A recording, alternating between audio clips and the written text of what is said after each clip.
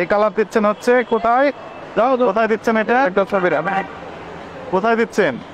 কিন্তু তো মনে গ্রিলে, গ্রিলে দেওয়া হচ্ছে। জাস্ট আমরা অল্প একটু স্যাম্পল পেয়েছি।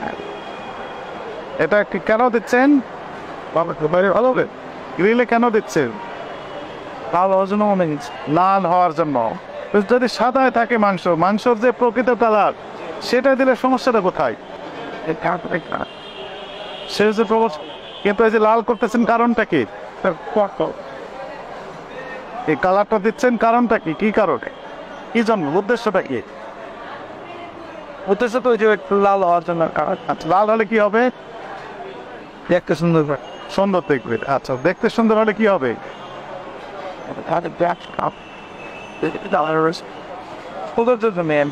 আচ্ছা, সৌন্দর্য হলে কি হবে তাহলে? জানি না, জানেন না।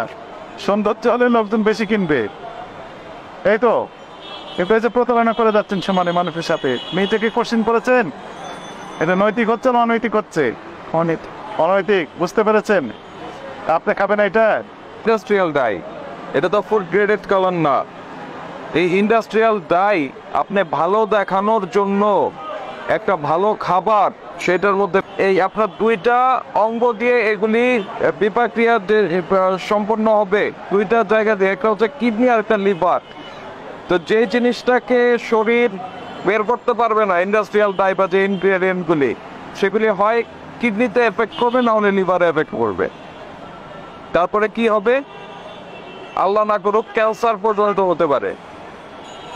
তাহলে আপনি সুন্দর দেখানোর জন্য ক্যান্সারের ঔষধ মানুষকে খাওয়াই দিচ্ছেন। কত বড় অনৈতিক কাজ করছেন আপনি। তারপর বাসি গ্রিল আপনি রেখে দিয়েছেন। সংরক্ষণ আইন 2009-এর 42 ধারায় খাদ্যদ্রব্যে নিষিদ্ধ কোনো কিছুর মিশ্রণ, এটার জন্য 2 লক্ষ টাকা পর্যন্ত অর্থদণ্ডের বিধান আছে। আপনাকে যেটা বলতেছি সেটা অননুমোদিত রং, মানে ইন্ডাস্ট্রিয়াল ডাই বা রাসায়নিক ব্যবহার করা যাবে না। বাসি খাবার এই যে যেটা রেখে দিচ্ছেন এরকম বিক্রি করা যাবে না। আপনার যেটা উদ্বৃত্ত হবে সেটা আপনি নিজেদের আছে, কর্মচারী আছে, তার পাশে নিয়ে যাবে। কেন আমি বলি, পরের দিন যারা আসবে তাদের কাউকে তো বলবেন না যে এটা বাসি খাবার খাওয়াবে, বলবেন? যেহেতু বলবেন না, বলতে পারবেন না, সেহেতু এটা বিক্রির